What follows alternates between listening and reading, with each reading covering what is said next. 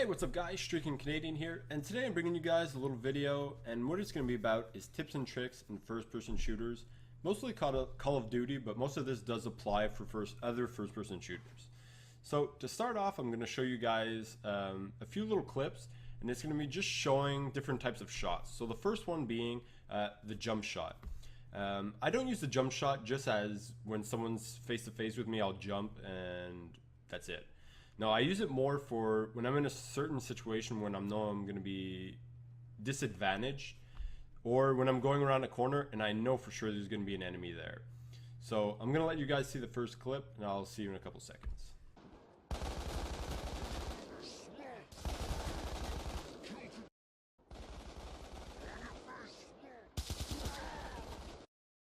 Alright guys, so as you saw in that clip, I saw the second enemy right after I killed the first one. And as I was moving across his screen, I jumped. So pretty much in his screen, he just saw me moving from one side to the other. I had no clue what was going on, and I pretty much blew him away. So in this second clip, I'm going to show you guys a shotgun shootout that I have with the KSG. And my opponent has the Remington 870, which is the more overpowered gun because it's more of a one-hit spray gun when I have a one slug hit. So I have to be a little more precise. In this clip, I'm going to be strafing out of the way, and I'll see you in a second.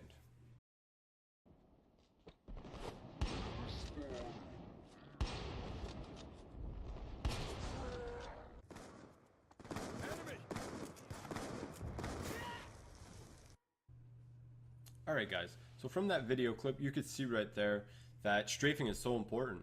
I missed my first two shots, and this guy didn't even get a hit marker on me because I was out of the way the whole time. So strafing, especially when you miss a shot, is so important. And if you're in a shootout too, you always got to keep your man moving. You got to keep movement. It's so important. So now I'm going to show you guys the gameplay, and I'm going to continue the commentary. It's with the KSG. I really like this gun. It's really fun, but it takes so much skill to get a good game with it. Just because once you miss, if you don't move, if you just stand in one spot, you're screwed. And at the same time, you have to make smart decisions because it is a long-range shotgun, but you got to know your limits. So I'm gonna continue the commentary from there, and I'll see you in a couple seconds. All right, guys, now we're back into this gameplay. KSG on Hijacked. This is a really small map, so one of the main things I want to tell you guys is gun choice is so important. Like I have, I think, 10 classes when it comes to Black Ops 2. And I use pretty much every single one of them. I have my shotgun class, my SMG class, I have my assault rifle class, I have my sniper class. And the reason why I use all these, it depends on the maps. Hijacked is small, so you can get away with using a shotgun or an SMG. If you're on a really, really big map, let's say like a Turbine or a Carrier or something, running around with a shotgun probably isn't the best idea. You're gonna get sniped from every different side. You're gonna get shot in the back, shot in the face, and there's nothing you can do about it just because you don't have the range. So picking the right gun is so important. And at the same time, when it comes to these guns, you gotta know when is the right decision for fight or flight. If you look right here, I'm gonna rush up, and I see the guy has an LMG. You can tell just by the way he's standing, and you can hear it in the gameplay. Well, I heard it anyways with my headset. And I could hear that he had an LMG. If I run down that corridor, that guy he's gonna wreck me, because if he turns around, he's got everything on his side. He's got more bullets, a faster fire rate, and he's got the distance. I have a shotgun. It is pretty powerful, but at longer range, it's harder to get a one-hit kill unless you're getting a headshot. So, if I weigh my chances, that guy's got a 95% chance of wrecking me, and I give myself maybe that 5% that I could pull off that miracle and get that headshot. So, I didn't rush down that corridor, as you saw. I bit the bullet, I turned around, and I went back inside, and, I tried to flank around or hope that he was going to try rush inwards or something like that so I could pick him off. Another little tip I got for you guys is most people on PC play with headsets, I'm pretty sure, but that is so important just because the sound is so clear, it's so crisp. Most of the time you can tell, like I can tell when a guy has an LMG, or I can tell when someone's running a shotgun. And as well, I can tell pretty much most of the time when someone's flanking me, just because I can hear them. So a good headset, having the sound, I don't have it too loud, just because sometimes when it's too loud, I have trouble concentrating. You know, I kind of get lost in my thoughts, and I'm like, oh, should I rush? Instead, all I hear is gunshots and stuff like that. So a good headset, and I try not to play with it too loud, just because it helps me think clear and stuff like that. But that is definitely a plus. If you could get a good headset, that's super good. Another little tip I got for you guys is try not to force shit. What I mean by that is, you know, if there's 2 or 3 guys camping in one room, you know, you have those kind of players that what they're going to do is they're going to keep rushing until they get them. But you got to think about it on the other side is you're feeding them kills. So let's say, yeah, you do get all 4 of them, but you died 20 times trying to get there. It wasn't worth it, and you're trying to force the situation, but all you're doing is making your team lose. So that's really something you got to consider, you know, rushing into stupid spots and getting yourself killed a bunch of times. You know, it's just not the best way to, you know, up your KD, get a bit better, you know. The more that you're going to play like that is the more it's going to become almost like a reflex, and you're going to continue doing these things.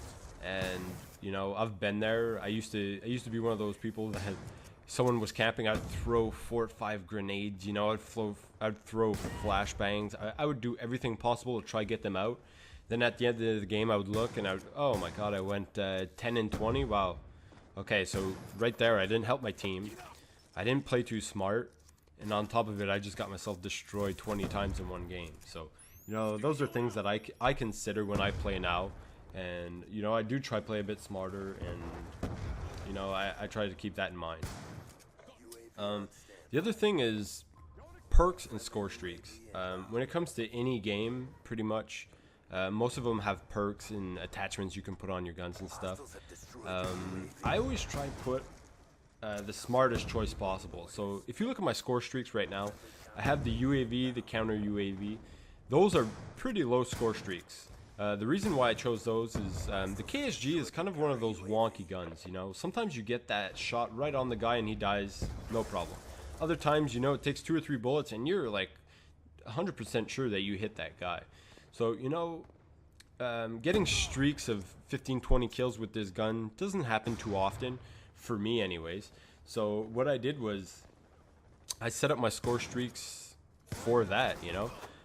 I have the lower score streaks that help me out, and then I have the lightning strike, which in my opinion is one of the best score streaks in the game, just because it's pretty easy to get and you can get a lot of kills with it. So that was my reason for choosing that. And perks as well, you know.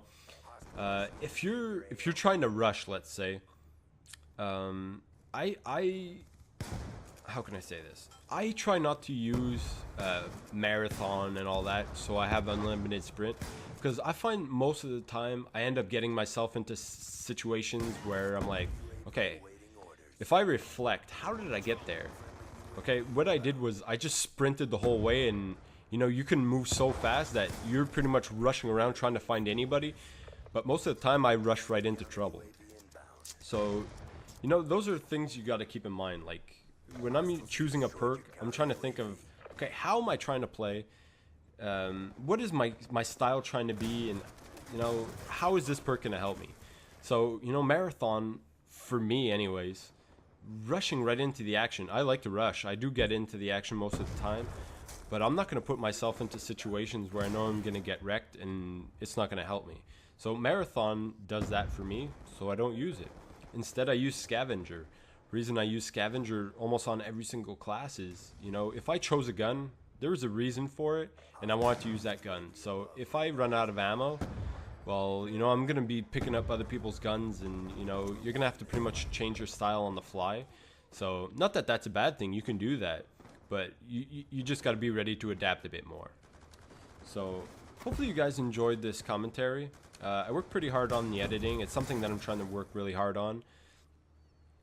It's one of the things I would say is holding me back the most from doing more content is pretty much my editing I'm trying to work on, and the same time is have a bit more confidence when it comes to talking to you guys. You know, it's something that I'm not used to doing, just sitting in front of a monitor and talking. So things to work on, and I hope you guys enjoyed, and I'm gonna catch you in the next one.